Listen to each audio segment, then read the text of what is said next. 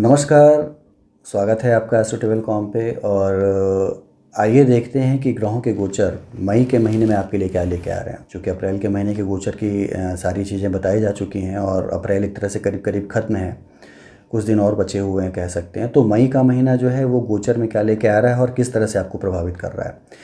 तो कालचक्र की सभी राशि की वीडियो बन रही है, तो उसमें ही जो मिथुन राशि, कालचक्र की जो तीसरी राशि है मिथुन राशि, इसका लॉर्ड बुध है। और काफ़ी ज़्यादा ये लोग कह सकते हैं दिमाग के बड़े ही धनी होते हैं, कह सकते हैं बुद्धि के धनी होते हैं।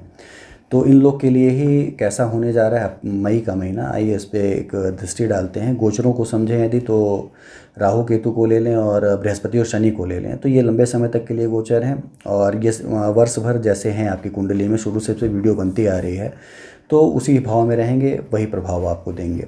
और मंगल को ले लें तो मंगल जो है 2 जून तक के लिए गोचर किया हुआ आपकी खुद की राशि में है। वृष राशि में था पहले, उसने गोचर किया और आपकी राशि में आ चुका है और 2 जून तक ऐसे ही रहेगा।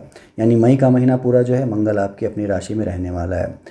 गोचर होंगे बुध के, शुक्र के और सूर्य के। बुध जो है वो 1 मई को गोचर करेगा और मेष राशि से निकल के वृष राशि में रहेगा आपके 12वें भाव में 26 मई तक। साथ ही शुक्र जो है वो 4 मई से लेके 28 मई तक रहेगा आपके सेकेंड हाउस में, अपनी खुद की राशि में 12वें भाव में रहेगा, लेकिन खुद की राशि उसकी है और अच्छे फल देगा कह सकते हैं। सूर्य जो है फिलहाल अभी वो मेष राशि में चला आ रहा है और उच्च चुका है, लेकिन वो भी 14 मई को निकलेगा और 14 जून तक फिर आपके 12th हाउस में रहेगा राहु के साथ, बुध और शुक्र के साथ। तो ये इतने गोचर हैं जो कि आप पे प्रभाव डालने जा रहे हैं। 12th हाउस आप देखेंगे आपका विशेष रूप से प्रभावित है। और 12th हाउस जो होता है वो अज्ञात भाव के भी हम कहते हैं। कोर्ट का, केस का और कचहरी का भाव होता है, पुलिस केस का भाव होता है, व्यर्थ के खर्चों का भाव होता है, व्यर्थ के भ्रमण का भाव होता है, स्थानांतरण का भाव भी होता है।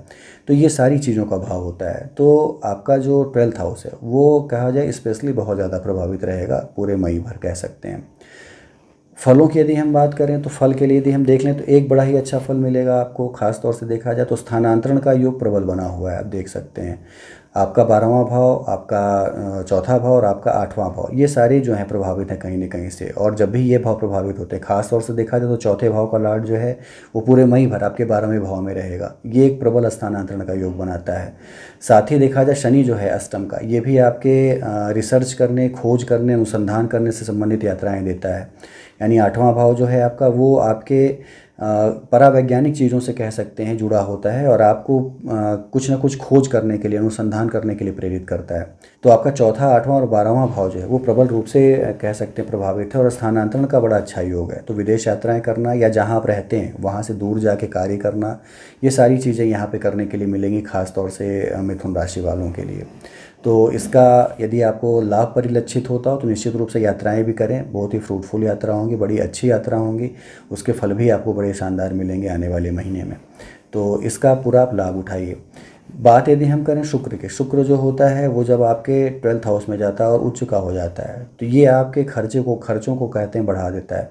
12वें भाव का शुक्र बड़ा अच्छा माना जाता है, खुद की राशि में हो तो और भी प्रबल करता है। लेकिन ये करता ये है कि आपके जो आय होते हैं उनसे ज़्यादा आपके खर्च कराना शुरू करता है। आपके संसाधन यदि 100 रुपये के हैं कमाने के तो 110 रुपये खर्च कराएगा, 120 रुपये खर्च कराएगा। तो ये शुक्र का उच्च का होना 12th हाउस में देता है। और शुक्र जो है वो सांसारिक भोग विलास की चीज़ों पे ही खर्च कराता है। यानी आपके खर्च जो होंगे वो सांसारिक चीज़ों पे होंगे, भोग विलास पे आपके खर्च होंगे, घूमने फिरने पे खर्च होंगे, कपड़ों पे, जूतों पे, परफ्यूम पे, इन सब चीज़ों पे खर्च होंगे, ऑर्नामेंट्स पे खर्च होंगे। तो आपको ये फैसला करना है कि आपको पैसे जो हैं वो आपके कितने काम आने वाले हैं, यानी आपके पास आपकी क्षमता क्या है। यदि आपकी क्षमता ज़्यादा है तो ज़्यादा खर्च करें, लेकिन नहीं है तो बताने के पीछे उद्देश्य ये है कि आप बचत करना सीखें। या ग्रहों के गोचर आपके दिमाग पे इस तरह का कोई असर भी दिखता है आपके दिमाग पे ग्रहों के गोचर से, तो उसको थोड़ा अपने अनुसार जो है वो बचाने का, खर्च को कम करके पैसे को सेफ रखने का, ये सारी चीज़ों का प्रयास करें। तो लाइफ जो कह सकते हैं ये अच्छी चलती रहेगी। शुक्र यहाँ पे उच्च का है तो निश्चित रूप से आपको एक्टिंग के फील्ड में, फिल्मों में, इन सारी चीज़ों में भी आपकी रुचि जगाएगा। या जो लोग इस फील्ड से जुड़े हैं उनको भी काफ़ी ज़्यादा अच्छे फेम देगा, नेम देगा यहाँ पे शुक्र। तो शुक्र का ये योग जो गोचर है शानदार है, कह सकते हैं अच्छी चीज़ें आपको देगा। बुध को ले लें तो बुध जो है वो आपको 1 मई से लेकर 26 मई तक आपके 12th हाउस में रहेगा। और यहाँ पे आपके घूमने से संबंधित यात्राएं करना और व्यय कराना उस पर, ये सारी चीज़ें बुध कराएगा। हालांकि एक सजगता रहेगी दिमाग में, एक चौकन्नता जरूर रहेगी दिमाग में आपके कि मेरे पैसे कितने खर्च हो रहे हैं, क्योंकि बुध जो होता है वो आपके अंदर दिमाग डालता है। हालांकि दिमाग यहाँ पे खर्च का ही डाल रहा है, लेकिन दिमाग आपके अंदर डालता है कि आपको किस तरह से टैकल करना है चीज़ों को। तो यहाँ पे बुध जहाँ शुक्र खर्च कराएगा, बुध आपके दिमाग को भी फर्टाइल रखेगा, चीज़ें आपको अच्छी देने का प्रयास करेगा। लेकिन फिर भी आपके आय से ज़्यादा खर्च आपके बढ़ने वाले हैं, इस पर आपको एक विशेष नज़र रखनी होगी अप्रैल मई के महीने में। सूर्य को ले लें यदि हम, तो सूर्य 14 मई को गोचर करेगा। फिलहाल आपके 11वें भाव में है और उच्च का है मेष राशि में। ये 14 मई को गोचर करेगा और आपके 12th हाउस में जाएगा। और 14 मई के बाद से जब ये आपके 12th हाउस में रहेगा, फलों में आपको थोड़ी कमी नज़र आएगी शुक्र और बुध के, क्योंकि सूर्य जब पहुंचेगा तो निश्चित रूप से इनके बल को कह लें या इनकी डिग्री वाइज कह लें, इनको थोड़ा छीड़ करने का प्रयास करेगा। और निश्चित रूप से इनका फल जो है, जो कि अच्छा मिलना चाहिए, उसमें थोड़ी निश्चित रूप से कमी आ जाएगी। और चूँकि इन सबों की सम्मिलित दृष्टि आपके छठे भाव पे रहेगी, तो पेट से संबंधित रोग कह लें और चोट लगने से संबंधित रोग कह लें, क्योंकि मंगल जो है उसकी अष्टम दृष्टि जो है वो आपके अष्टम भाव पे रहेगी। तो इतनी चीज़ें, आपका छठा अष्टम प्रभावित रहेगा। तो पेट से संबंधित, चूँकि शुक्र जो है वो खान पान में अतिरेक करना और डिस्पाइसिया हो जाना, अपच हो जाना, ये सारी चीज़ें देता है शुक्र यहाँ पे।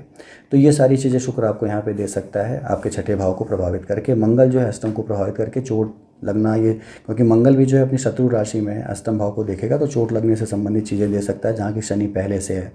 तो ये एक दृष्टि संबंध जो है थोड़ा आपके लिए हानिकारक हो सकता है। हालांकि शनि जब अष्टम से रिलेटेड हो तो आयु बढ़ा देता है, तो आयु में कोई दिक्कत नहीं है। चोट चपेट लगना, ये सारी चीज़ें मंगल कर सकता है। खासतौर से 2 जून तक सजग रहना चाहिए आपको, मिथुन राशि वालों को।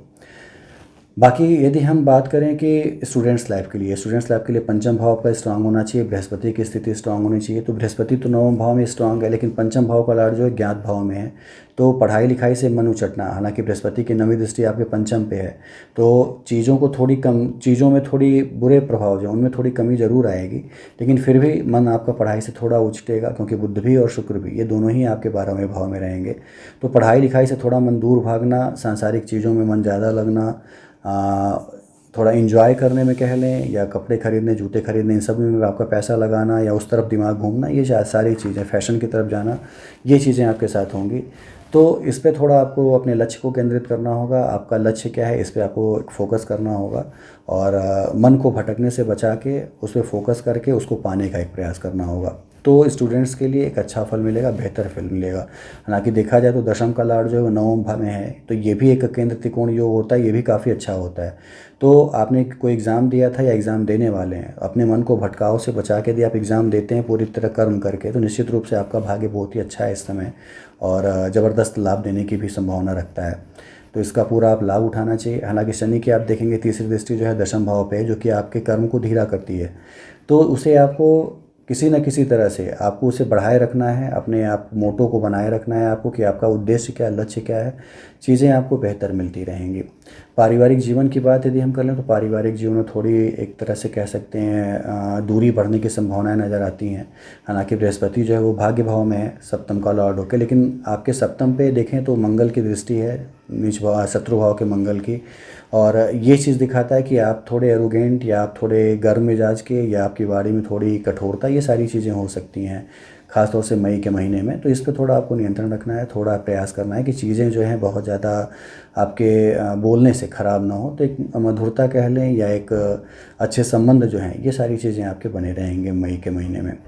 तो इतनी चीज़ें थी। मंगल और शनि का एक निश्चित रूप से एक उपाय करिए, क्योंकि मंगल और शनि जब भी आपस में रिलेटेड हो तो टेक्निकली चीज़ें आपको स्ट्रांग देते हैं। अनुसंधान करने, खोजने, भूमि से संबंधित कोई अनुसंधान करें, यानी आर्कियोलॉजी से जुड़े हुए हैं आप, तो निश्चित रूप से बड़े शानदार फल देती है। लेकिन चोट चपेट लगने, एक्सीडेंट होने, इन सब चीज़ों की संभावना ही बढ़ा देती है। तो मंगल और शनि की आराधना करें, और उनकी आराधना करने के लिए हनुमान जी की पूजा करना सर्वश्रेष्ठ है कलयुग में, और उन्हीं को एक जीवित देव माना जाता है, तो उनकी आराधना पूजा करें। निश्चित रूप से मंगल और शनि के जो दोष हैं उसमें कमी भी आएगी, और पाप प्रभाव जो है वो कम होकर आपके आत्मविश्वास में वृद्धि भी ज़रूर होगी। तो ये गोचर जो है देखा जाए तो धन के लिए कह लें, पैसे के लिए एक बेहतर कंडीशन बना तो रहा है, लेकिन आपको बचत करना सीखना होगा इस महीने में, और बचत करके आप जो है अपनी जो कमाई है उसको पूंजी में ज़रूर आप परिवर्तित कर सकते हैं। तो इतनी चीज़ें करिए, आराधना करिए प्रभु की, चोट चपेट से थोड़ा अपने आप को और रोग से थोड़ा अपने आप को बचाए रहें, खासतौर से खान पान में अतिरेक न करें, चोट न लगे इसके लिए थोड़ा प्रयासरत रहें। बाकी आपके कोई सवाल हैं आपकी कुंडली से रिलेटेड या आपके इस गोचर से रिलेटेड, तो नीचे दिए नंबरों पर आप पूछ सकते हैं, समय के हिसाब से उसके उत्तर आपको दे दिए जाएंगे। धन्यवाद।